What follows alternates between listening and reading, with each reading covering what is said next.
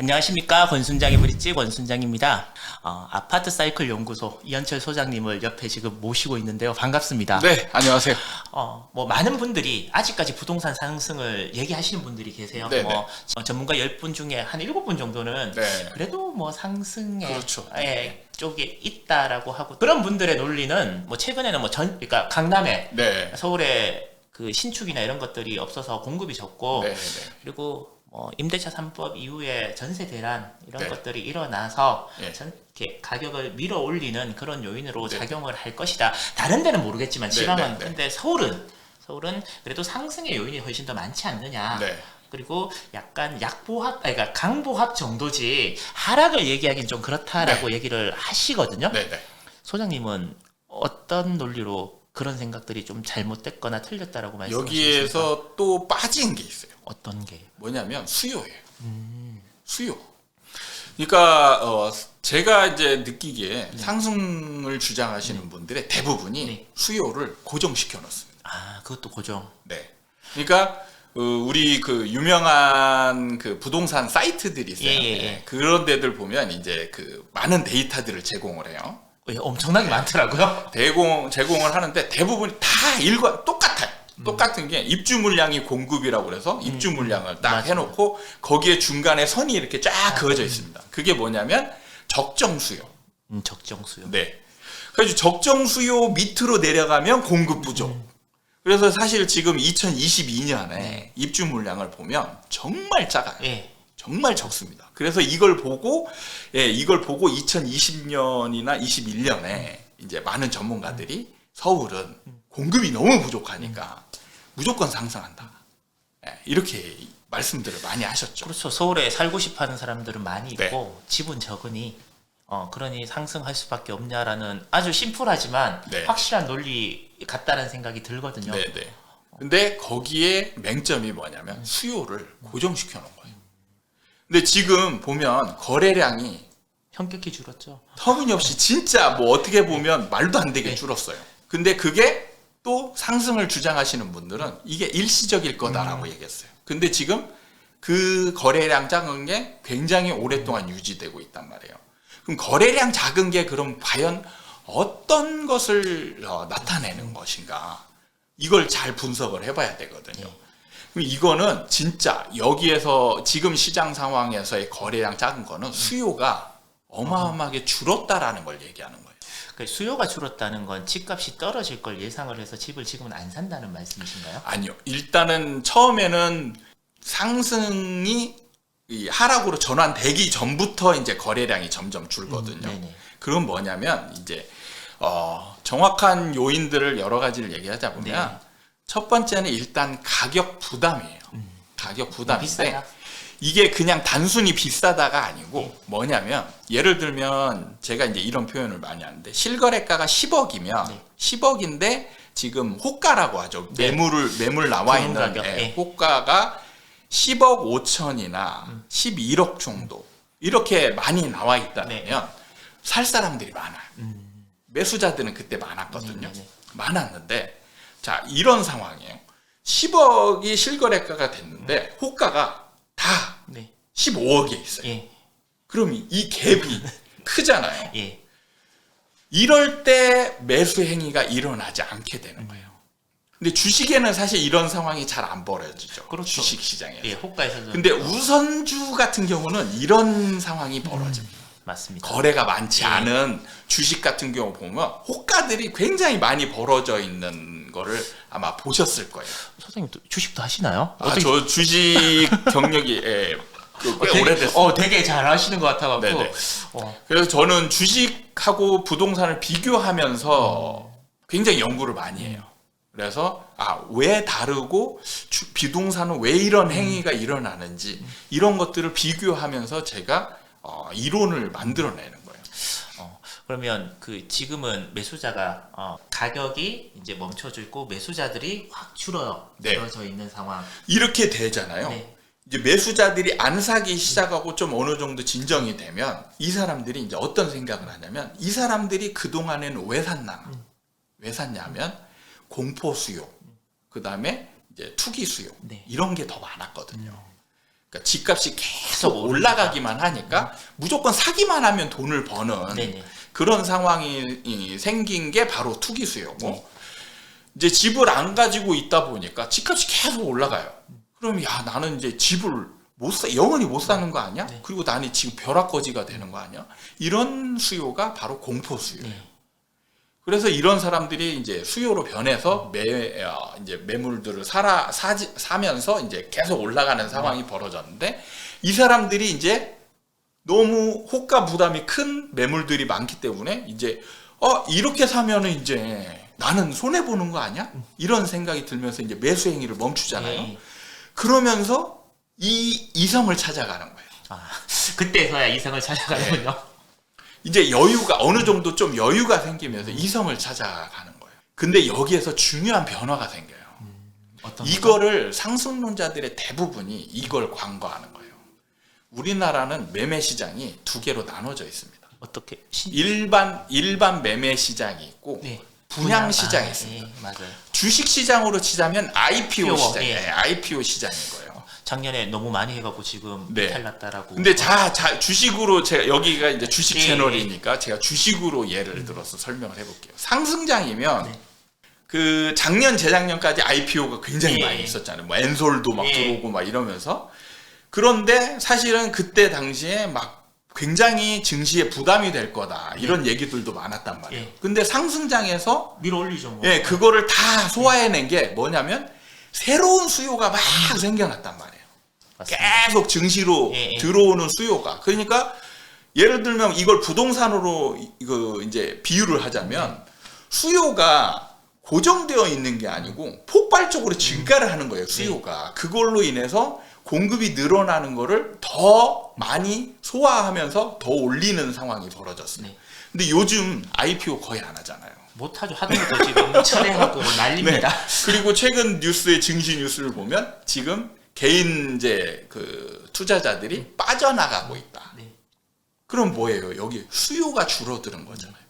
수요가 줄어들면서 이제 증시가 점점 가격이 떨어지는 거예요. 그러니까 이 수요가 변하는 거예요. 공급도 변하지만 수요도 변하네. 굉장히 많이 변하는 거예요. 시장 상황에 따라서.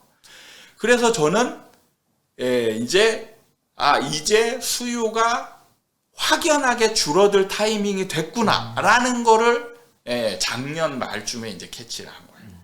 그 특별한 예를 들면 2020년에 두 번째 책을 쓰셨을 때는 네. 이제 부동산 그러니까 폭등장이 그렇죠. 온다라고 네네. 말씀을 하셨는데 네. 작년 이제 연말쯤에는 이제 폭등장이 이제 멈추고 하락을 준비해야 된다라고 네. 하는 그 중간에 어떤 큰 변화나 이런 것들을 캐치하신 계기 아니면 네. 어떤 이유 때문에 그러신지. 처음에 우리나라의 사이클에 미치는 주요 요인 예. 얘기를 하다가 이제 두 가지만 얘기를 했습니다. 사실은. 맞네요. 전세. 예, 그 대중심리. 대중심리 얘기를 했고 전세 전세, 얘기를 예. 했어요. 나머지 두 개가 있는데 이제 그게 분양이고 예, 예. 하나는 분양이고 하나는 정책이에요. 정책. 근데 정책이 되게 중요해요. 진짜 중요한데 사실 상승장에서 이 상승을 막기 위해서 정부가 엄청나게 많은 규제를 쏟아내거든요. 셀 수도 없을 네, 정도로. 주식시장은 사실 그런 게 별로 없는데 부동산에는 어마어마한 규제가 나타나요.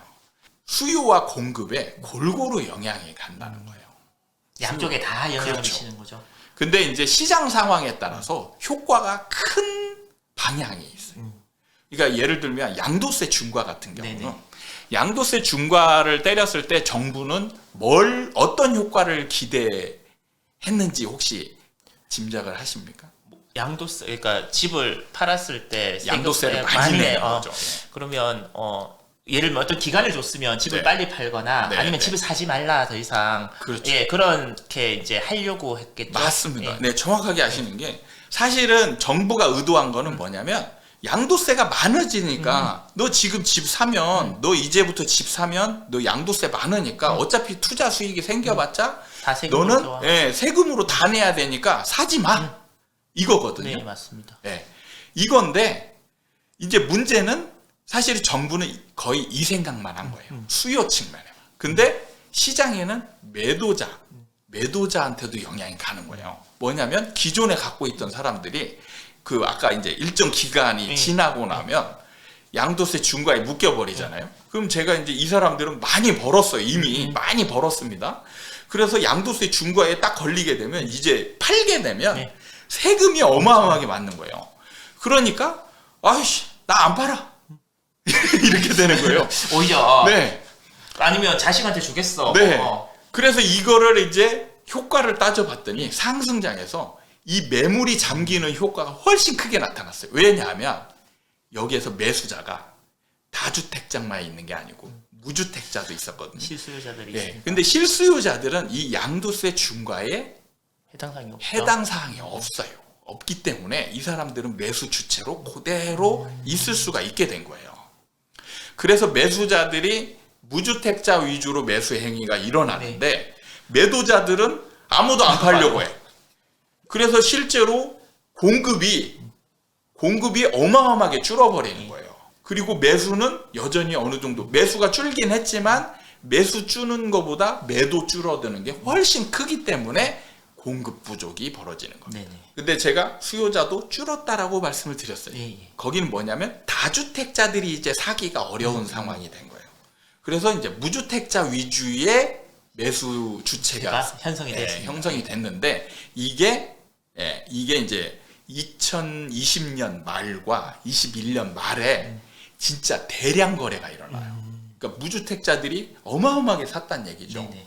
근데 여기서 또 중요한 데이터가 뭐냐면 우리나라 무주택자 중에 무주택자 비율이 이제 보통 한 40에서 전체 이제 인구수 비율에서 40에서 한 46, 7% 정도 사이에서 왔다 갔다 해요. 예.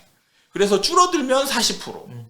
그리고 높으면 뭐 한 46, 7% 이 정도거든요. 그럼 움직일 수 있는 폭은 6, 7% 정도밖에 안 된다는 얘기예요.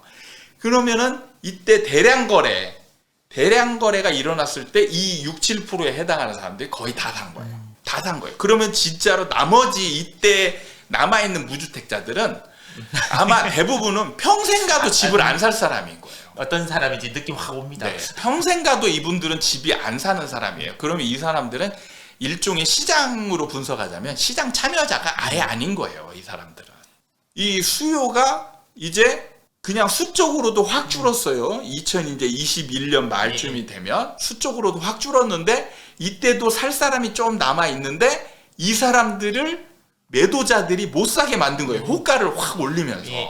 이렇게 되고 마침 그때 정부가 대출 규제를 또 가해집니다. 이게 이제 다 한꺼번에 탁 물리면서 아 이제는 수요가 더 이상 매수가 일어날 수 없겠구나. 이런 판단을 딱 한 거죠. 정권이 바뀌면서 네. 뭐 DSR은 지금 강화가 됐지만 네. 이제 뭐 그런 부분 또 뭐 지방에 있는 규제 이런 이런 것들을 이제 풀어 나가고 점점 옛날에는 되게 많은 것들로 묶어놨던 걸 이제 풀어주면 네.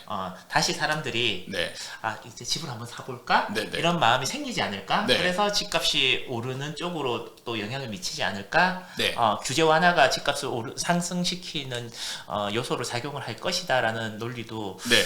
많이 가지고 계시던데 네네. 그 부분은 어떻게 생각하십니까? 그게 기본적으로 그것만 보면 맞아요. 그건 맞는데 자 여기서 중요한 게 있습니다.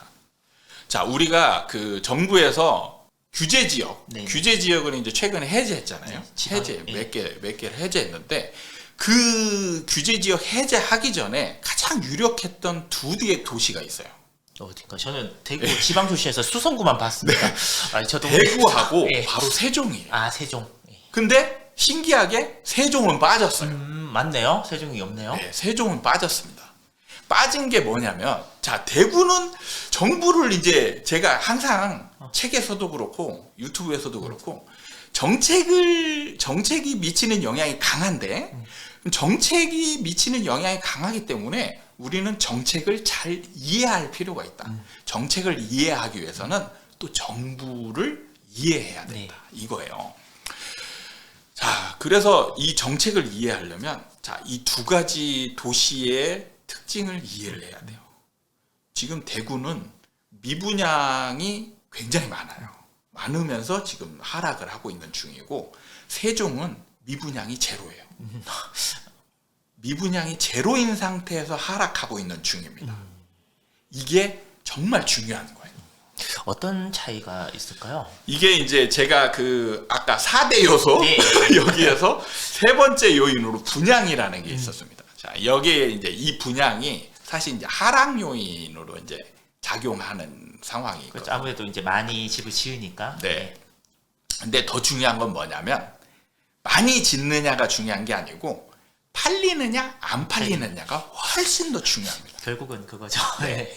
안 팔리고 있어야 시장이 안정이 되고 하락으로 가는 거예요. 대구처럼. 네. 이게 아무리 많은 공급이 일어나도 다 팔리면 계속 상승으로 가는 거예요. 예, 그게 중요한 겁니다. 근데 이제 확률적으로 사실 많아지면 안 팔릴 확률이 많아지기 때문에 많은 게 이제 중요하게 여기는 거죠. 근데 적어도 안 팔릴 수 있는 상황이 생기는 거예요. 네. 그래서 결국에는 안 팔리는 게 더 중요한 거예요. 그렇구나. 예. 근데 왜 더 중요하냐? 왜 더 중요하냐? 자, 지금 대구 같은 경우는 이제 매도자들이 약간 다른 움직임이 있어요. 조정 지역에서 이제 해장되니까 매물을 걷어들이고 있습니다. 오를까 싶어서. 예, 오른다라는 생각이 있어요. 제가 전 주식을 하니까 네. 그 단톡방이 이렇게 있을 거 네네. 아닙니까? 그러면 이제 갑자기 그 해제 발표가 나고 제가 알기로 주말에 발표가 난 걸로 알고 있는데 네네네. 갑자기 KTX, SR, 예, T, 막 그러지 표, 막 지금 가는 거죠. 해서 막 그 뭐냐 다 매진. 네네.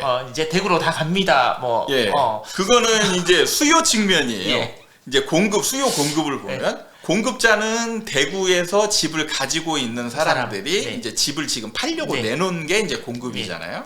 지금 이 사람들이 매물을 걷어들이고 네. 있습니다. 그리고 지금 투자자들이 지금 대구로 내려가고 있어요. 예, 막 갑니다. 자, 이런 상황만 딱 보면 상승하겠죠. 그렇죠. 곧 오를 것 같고. 네. 예. 근데 이걸 막아주는 게 있어요. 바로 미분양이에요. 미분양은 자, 규제가 지금 조정 대상 지역에서 해제됐다고 해서 이 미분양이 지금 건설사들이 매물을 안 팔려고 나는 이제 안 팔 거야 걷어들여 이런 거는 1도 없다는 얘기. 맞습니다. 그럼 얘네들은 무조건 팔아야 돼요. 파는데 지금 안 팔리고 있는 네. 거잖아요. 그러면 이 투자자들이 얘를 사야 됩니다. 그러니까 아파트 매물도 사야 되고 얘네들을 사서 이 미분양이 해소가 돼야 돼요. 해소가 돼야 이제 이 매매 시장에 비로소 상승 효과가 생기거든요. 근데 지금 대구 시장의 미분양 개수가 6,000개가 넘어요. 엄청나게 많습니다. 그리고 문제는 더 앞으로 생길 예, 앞으로 생길 미분양이 어마어마하게 많아요. 제 주변 사람들이 대구에 많이 살아가고 네. 얘기를 많이 듣거든요. 야, 집을 엄청나게 짓는다. 인구는 안 느는데 네. 뭐 이런 얘기를 되게 많이 하고. 그래서 제가 이걸 그 대구가 만약에 조정 대상 지역에서 해제되면서 상승하려면 어떤 상황이 벌어져야 되냐? 바로 이 미분양을 한꺼번에 해소를 해야 돼요. 한꺼번에 해소할 방법이 없잖아요. 그렇죠. 그러니까 투자자들이 우르르 다 가서 우르르 다 가서 그러니까 최소 10,000명 이상이 가서 계약을 다 쓰고 와야 되는 거예요. 그래서 대구가 상승으로 전환되기가 쉽지가 않습니다. 근데 세종은요 달라요. 세종은 지금 미분양이 제로예요. 제로입니다. 만약에 조정 대상 지역에서 해제가 되잖아요. 그러면 지금 집을 가진 사람들이 매물을 걷어들여요. 네. 그리고 투자자들이 세종에 그 KTX를 막 타겠죠. 내려갑니다. 그러면 자, 여기서 이 세종 부동산 시장 안에서의 수요 공급이 수요 쪽으로 확 쏠리게 되는 거죠. 그러면 올라갈 확률이 높아지게 되는 거예요. 모든 원경은 예쁘고 문경은 진짜 복잡하다 그러더니 가보니까 네. 이게 정말 미묘한 여러 가지 부분들을 고민해봐야 되는 것 같네요. 근데 가장 중요한 거는 사람들이 시장 상황에 따라서 똑같은 요인이 발생을 해도 다르게 반응을 한다라는 거예요.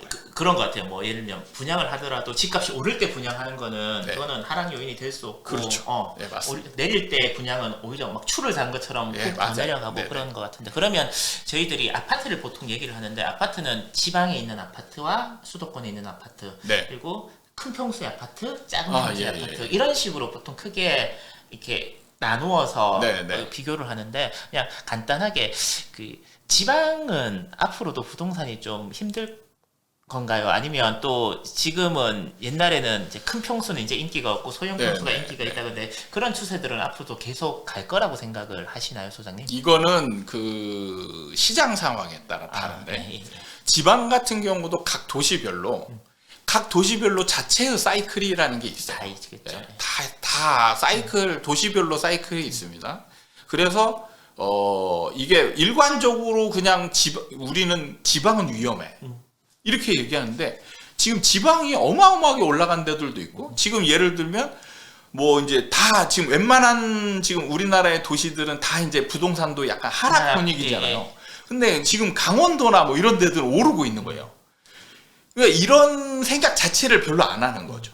그러니까 사이클이 달라서 각자 따로 움직일 수 있다라는 거를 전제를 하지 않는 거예요. 그런 것 같네요. 뭐 그러니까 주식으로 따지면 뭐 건설회사, 뭐 반도체 회사, 뭐 여러 가지 회사, 네네. 회사별로 다 상황이 다른데 네.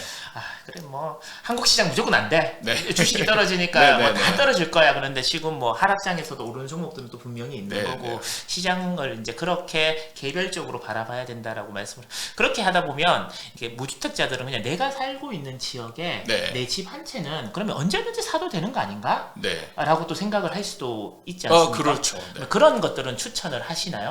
저는 시장 상황에 따라서 어이. 올라갈 것 같으면 강력하게 추천을 하고 떨어질 것 같으면 좀 적극적으로 말리는 그럼 편입니다. 지금은 말리시는 예, 서울 수도권 시장은 제가 작년부터 거의 사지 말라고 하면서 욕을 거의 바가지로 먹어서 그 욕이 지금은 환희로 다시 되돌아오고 있는- 아직은 아니고 이제 본격적으로 아직 사실 지금 서울 수도권 시장이 아직 본격적으로 하락 시작한 거 아니거든요. 네.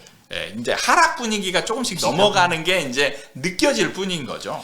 우리나라 집값이 많이 올랐지만 네. 전 세계적으로 보면 네. 우리나라가 많이 오른 건 아니다 네. 라고 이야기를 하시는 분도 사실 있으신데 그건 저는 의미가 없다라고 아, 생각해요. 왜냐하면 그거는 그러니까 뭐 이거는 약간 비교 예, 맞습니다. 비교에 그러니까 대해서. 여기에 대해서 여기가 싸니까 산다 뭐 이런 식으로 네. 생각한다는데 그거는 의미가 없어요. 없는 게 자체 사이클로 움직이는 거지. 우리나라 사람들이 사실 그 지금 서울에 있는 사람들이 개인이 집을 사고자 하는 사람들이 야 우리가 지금 미국 집하고 비교했을 때 야 우리 집 지금 여기는 싸대 그럼 나 무조건 사야 돼 이렇게 생각하는 사람은 1도 없다라는 거예요. 집을 안 갖고 있는 사람이 이렇게 얘기해요. 뉴욕보다 강남의 집값이 비싼 게 말이 되냐. 그래서 이건 거품이다. 그래서 떨어질 수밖에 없다. 그건 이제 이미 그 사람은 그냥 안 사기로 작정해놓고 이제 그거를 사실은 다른 사람한테 논리적으로 설명할 방법이 없거든요. 예. 그거를 이제 약간 경제 이론을 가지고 설명하는 방법이지. 그 사람은 지금 안 사려고 마음을 먹었어요. 이미. 왜 안 사려고 먹었을까? 그거는 이 사람은 이미 그냥 시장에 부정적으로 생각하고 있는 거예요. 그러면 지금은 적극적으로 말리신다라고 그러시면 이런 큰 사이클은 네. 언제쯤 되면 네. 한 번쯤 다시 그러니까 뭐 물론 내려가고 또 바닥을 다지는 기간이 필요하겠지만 네.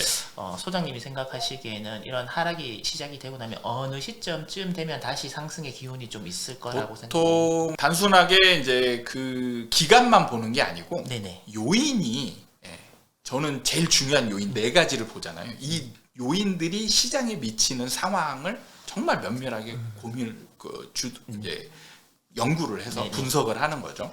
근데 하락장에서는 가장 크게 미치는 요인은 사실은 그 미분양이에요. 네. 미분양이 보통은 이제 늘 이제 하락이 시작되면 미분양이 점점 누적이 돼서 늘어나요. 네네. 늘어나게 되면 이제 한참 쌓이면 그때부터 이제 본격적으로 분양이 줄어들어요.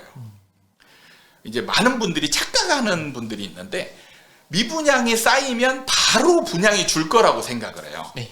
절대 그러지 않습니다. 네. 공장에서 찍어내는 게 아니어서. 네네. 그러니까 이 부동산에 대한 이해력이 좀 약한 거예요. 그러니까 분양이라는 게 건설사들이 분양을 내가 이제 시작해야 되겠다 해서 바로 이렇게 물건 파는 것처럼 하는 게 아니거든요. 이 분양을 하기 위해서는 정말 많은 시간과 계획이 필요하거든요. 그래서 이미 세워진 계획은 다시 돌리기가 어려워요. 그래서 하락이 시작하면서부터 이제 분양을 이제 처음 이제 할까 말까 고민했던 사람들이 이때 이제 할까 말까 고민을 시작하는 거예요. 그래서 한 3, 4년 지나면 이제 우리는 분양을 안 하는 게 낫겠다. 이렇게 결정이 되는 거지. 근데 분양이 이미 이제 2023년, 24년 예정되어 있던 것들은 다 다 그대로 그냥 진행하는 거예요. 하락이 되더라도 그냥 진행하는 겁니다. 그래서 무조건 이제 미분양이 늘어나면 사람들이 안 사요. 살 필요가 없습니다. 왜냐? 떨어질 거니까. 그래서 집이 필요하다라고 얘기하지만 안 사는 거예요. 그래서 여기서 중요한 거는 우리나라 사람들이 집을 대하는 생각. 그래서 이런 심리가 되게 중요한 거예요. 그러니까 우리나라는 부동산을 이제 투자 상품으로 생각해요. 그걸 인정해야 되는 거죠. 네. 사실 그런 생각 되게 많이 했어요. 집은 사는 것이지, 네. 내가 거주하는 곳이지 사는 거 아니다. 네네네. 괜히 내가 뭐 그런 데다가 뭐 투자를 하거나 이러면 죄를 짓는 것 같았는데 네네. 돌아보니 네. 열심히 일했던 그 돈도 파란색 돈이고 네. 부동산에서 집값 올라서 매매 차익으로 번 돈도 파란색 돈이어서 네. 이건 뭐지? 그러면 같이 네. 내가 일하는 것만큼 부동산도 투자의 대상으로 보고 가는 게 현실적이고 합리적이지 않는가라는 생각을 좀 하게 됐거든요. 네, 네. 근데 이 얘기를 선뜻 못 꺼내는 게 네. 꺼내면 아까 말씀한 집을 전혀 안 사겠다거나 네, 부동산에 네. 관심 없는 사람들은 이제 손가락질을 하시는 그렇죠. 거죠. 네. 네. 그래서 근데 그분들도 실질적으로는 그분들도 투자의 대상으로 보고 있어요. 정말 안타까운 부분들이 뭐냐면 시장에 대해서 너무 부정적이에요. 그러니까 그 아까 말씀하셨던 약간 당위적인 예, 거나 맞습니다. 이상적인 걸로 시장을 바라보면서 이러면 안 돼. 그리고 이렇게 흘러가야 돼. 라고 그래서 집값은 지금 이게 정상이야? 이게 10배는 빠져야 돼. 말이 돼? 예, 이렇게 하면서 시장을 그리고 결국에는 그렇게 갈 거야. 라고 생각하면서 시장에 부정적인 사람이 되어 있는 거예요. 네. 그래서 자기는 안 사니까 사는 사람이 사실 돈 벌면은 기분 나쁘고 네. 배 아프고 이러잖아요. 그러니까 더 이제 손가락질을 하게 되는 거예요. 그래서 저는 그런 부분을 좀 깨고 싶은 거예요. 네. 그래서 중요한 거는 현실적으로 당위적인 측면이나 정의적인 측면이나 이런 것들도 있어요. 이상적인 부분. 근데 저는 이제 공부를 한 출발이 딱 그거였습니다. 저도 처음에는 그런 사람이었어요. 저도 저도 처음에는 진짜 다 욕을. 저 투기꾼들. 맞습니다. 뭐 그렇게 생각하면서 언젠간 망할 거야. 그래서 언젠가 네, 이렇게 봤더니 시장을 쭉 지켜봤더니 그렇지 않더라. 이분들이 더 잘 먹고 잘 살더라. 그러면 나는 이제 그때 한참 지나고 나서 집도 없는데 야 이게 그럼 내가 지금 맞는 삶을 살고 있는 것인가? 이런 생각을 하면서 차라리 이런 거를 시장을 현실적으로 받아들이고 내가 응용을 하고 활용할 수 있으면 얼마나 좋을까? 솔직히 그렇잖아요. 요즘 많은 사람들이 사실은 이 생각 한 번쯤은 해봤을 거예요. 비트코인을 그 피자 한 판을 살 때 2만 비트코인을 주고 살 때 그때 내가 비트코인을 사놨으면 얼마나 좋았을까? 이런 한번 상상은 해봤을 거예요. 한번. 그게 다들 그게 한번 해보고 싶은 사실 그러는 거. 근데 그때 왜 나는 비트코인을 못 샀을까? 불안해서 못 산 거죠, 사실. 이게 진짜 돈이 될까? 올라갈까? 혹시 이걸 샀다가 이게 제로가 되면 어떡할까? 이런 것 때문에 이제 못 산 거잖아요. 그런 측면에서 보면 이제 부동산도 현실적으로 좀 시장을 분석할 필요가 있다. 그러면 이런 경우는 없을까요? 대한민국 국민들이 네. 부동산을 투자의 대상으로 생각을 안 하는 네. 그런 때가 오진 않을까요? 저는 불가능하다고 생각합니다. 그 이유는 왜 그렇다고 그러니까 생각하세요? 사람의 인식, 이거가 바뀌려면 거의 리셋에 가깝게 돼요. 그렇죠.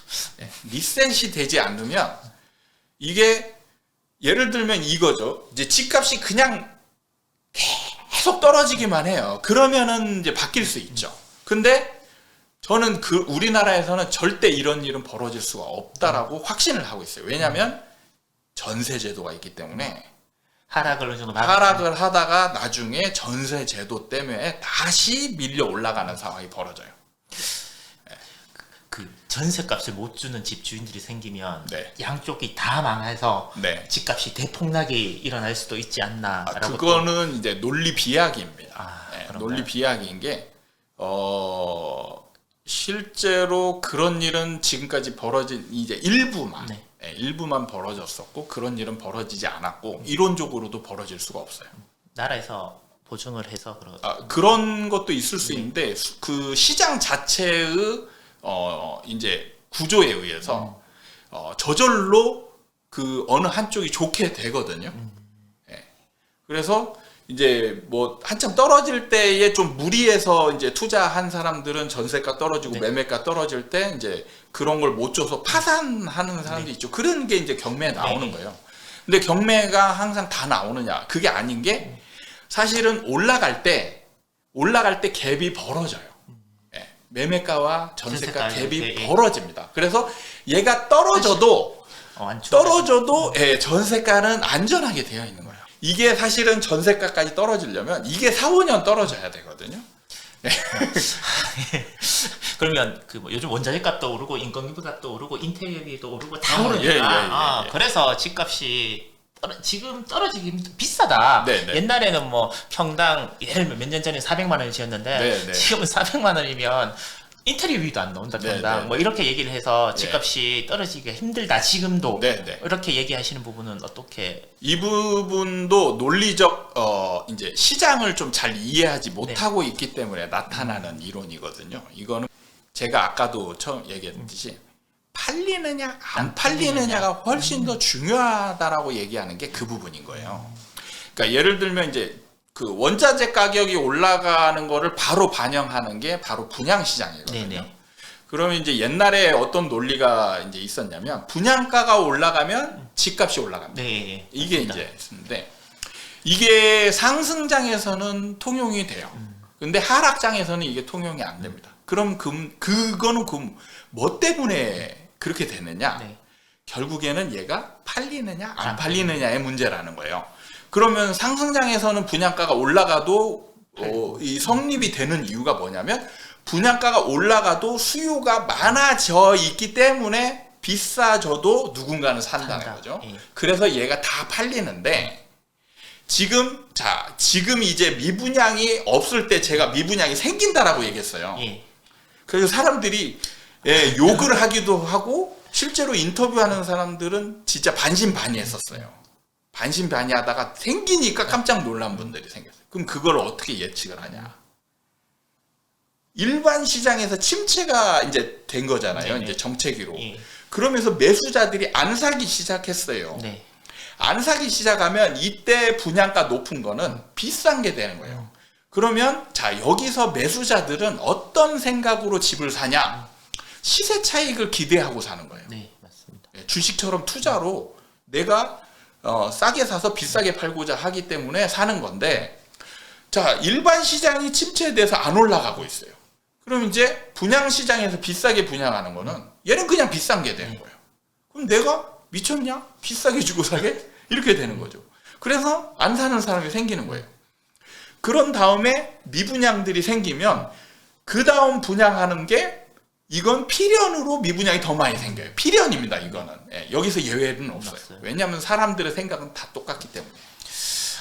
그래서 여기서 미분양, 안 팔리는 게 생기면 시장이 무조건 하락하는 거예요. 그러면 여기서 분양가가 올랐으니까 집값이 올라간다는 논리가 성립이 안 되는 되죠. 거잖아요. 네. 그건 왜 그러냐면 시장에 변화가 생기기 때문에 그런다는 거예요. 그래서 안 팔리는 게 생기는 게 훨씬 더 중요하다. 이거예요.